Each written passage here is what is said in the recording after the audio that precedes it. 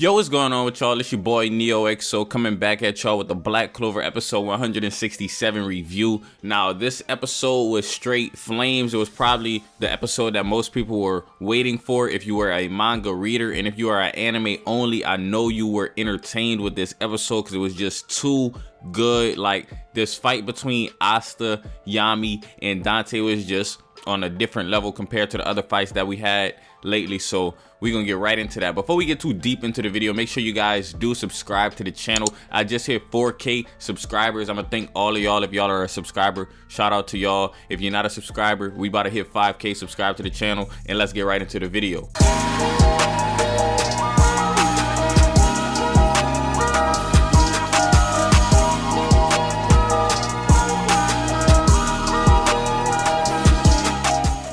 Now, starting off, before we could talk about the fight, because the majority of this video is going to be talking about the fight, we have to talk about a little bit of the stuff that happened at the beginning of the episode, kind of the remnants of last episode. So basically, we have the conclusion of Magicula, Vanica versus Lorapechika, Mimosa, Noelle. We have the conclusion, and we basically get to see what ends up happening and where that's going to go in the future. So basically, Magicula was straight up going to kill Lorapechika because why keep her alive? She's the wisdom of the Heart Kingdom. So Magicula was basically going to kill her, but then Vanica was like, no, let's just keep her alive. And the reason that Vanica wanted to keep Lorapechika alive is because Vanica remembered fighting against Asier Silva, and that is Noelle Silva's mother. So basically, they fought in the past, and Vanica remembered that basically Asier got more powerful after she had taken a hostage, and she's basically saying that since this is, you know, the offspring of her, a similar thing might happen if she takes Lorapechika hostage. So she's gonna go ahead and take Lorapechika hostage so that Noelle can get stronger and they can have a rematch. And that's literally the whole reason why Lorapechika got spared, because they want to see, or Vanica rather wants to see, Noelle get stronger. Now, Vanica just basically takes Lorapechika and goes back to the Spade Kingdom, but not before causing her dark disciples to explode. All of her dark disciples ended up exploding because of the power that she gave them. The curse basically placed on them was that they can come back to life and stuff like that. Kind of, you know how they basically got knocked unconscious and they got defeated. They can just keep on coming back and coming back and coming back. Well, also there's a downside to having been given powers by her, in that she basically can blow them up, and she basically blew them up. And this is not no small explosions. However, Noelle is going to survive, because even Vanica herself said in this episode, it's going to be an explosion, but I'm sure you're going to survive, Noelle. So that just shows you how strong Noelle is, because this wasn't a little explosion. It was multiple explosions placed where each of the dark disciples were in the Heart Kingdom, and it was a pretty big explosion, you know, because the animation style even switched to show that just white, you know, it had no colors. So that's basically telling you right there, that's a huge explosion. Now, as for that plot point, that's basically all that I pretty much had to touch on, because really I want to spend the majority of this video talking about the fight between Yami, Asta, and Dante. So this fight was very good. They had some good animation. It was really cool to see some of the shots with Yami and Asta just running at hyper speed, because even Finral mentions, he was like, they're going at such high speeds and they're still in sync with each other. They're going at extreme speeds. Like, this is not no normal, you know how some people like to say dark magic is slow.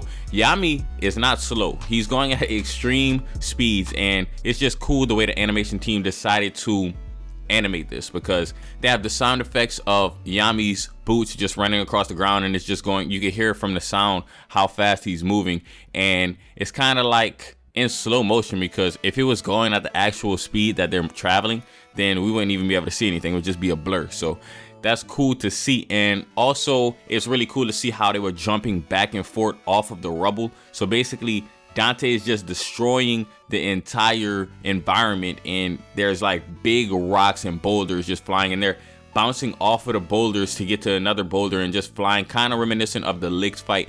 And it's just cool to see the choreography that they added. Now in the manga, it was a good fight too, but you know, they added more things in here as far as animation goes, and I really appreciate that. Now, some of the stuff from the manga is directly in here, like whenever Asta got the devil arm from his devil, and it had that shot with him just bringing his sword back ready to have a good swing. That was straight from the manga. Really cool shot. I'm glad they included that, you know. And overall, just a really good fight. What ends up happening is they're fighting, and Yami's having to basically pick up a little bit of slack that Asta's putting down, because Asta can't keep up with Dante. You know, Yami can keep up with Dante, but unfortunately for Yami, Dante is basically immortal, so he's gonna need Asta's anti-magic, and that's why Asta's anti-magic is the key, because that's the only thing that can stop this immortality. Because as you have seen, Yami multiple times, if Dante was a normal person, he would have been dead by just simply the first death thrust, and he has gotten multiple death thrusts and he's still alive because he's basically immortal because of his body magic. Now, under normal circumstances, the body magic wouldn't have even been that powerful as it is with Dante, but since it is being amplified by the devil's power that resides within Dante, it makes it even more powerful body magic. So basically that's why he could just regenerate his entire body, because we seen his face get blown off, we seen his torso get blown off, we seen his arms get blown off, and he just regenerates it like it's nothing. He's literally floating in air like a floating head, and he just still regenerates. So what ends up happening is Asta's like, all right, the 6 months of training is not enough to defeat Dante. And I kind of already knew this. I think most people knew that the 6 months of training was not going to be enough. Even Dante, that's why Dante was not even in any rush. We see a shot where Dante even says like, life on this planet is in the palm of my hands.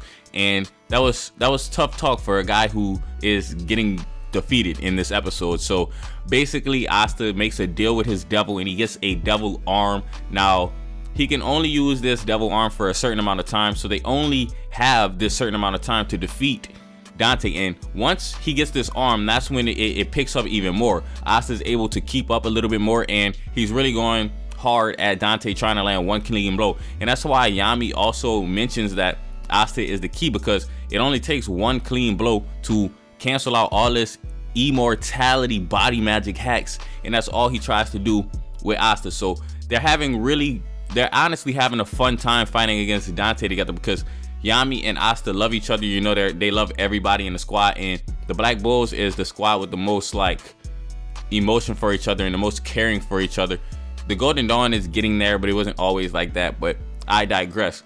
Basically, what ends up happening is Asta is trying to hit him with his Demon Slayer sword, his Demon Dweller sword, and Dante is getting a hold of them, and basically he's seemingly all out of options, because when he's trying to hit Dante with these swords, Dante just knocks it out of his hand, grabs it, and now he's left without a sword. Now, probably the highlight of this episode for most people is, since Asta was unable to have his own sword in his hand, Yami ends up throwing his katana to Asta in a real cool scene that they slowed down, because like I said, they're going at really high speeds, but they slowed this scene down a lot to signify the significance of this. So basically, Yami tosses his katana to Asta, and Asta delivers one final blow to Dante of anti-magic. So basically it goes across his body, and that one single clean shot was enough to defeat Dante. Now Dante's on the ground dying,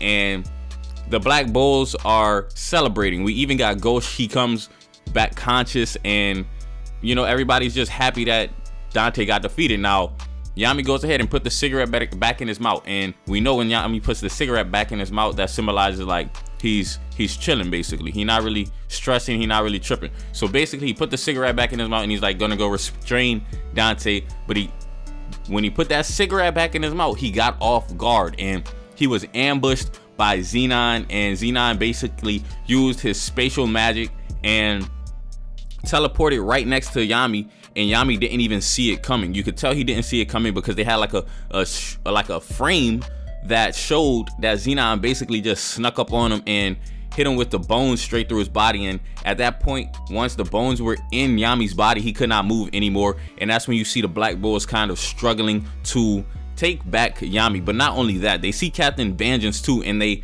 know that if they get Captain Vengeance and Yami and they succeed in opening the Tree of Qliphoth, then it's a wrap and the world is going to end. So not only do they want to get their captain back, they also want to try and stop the world from ending.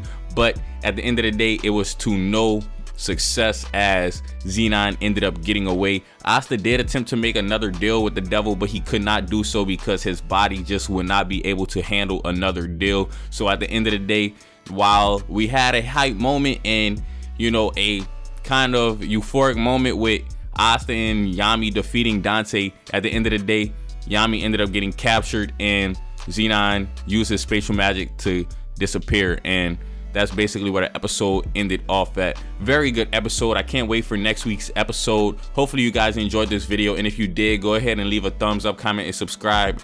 As always, it's been your boy NeoXO, and I'm out.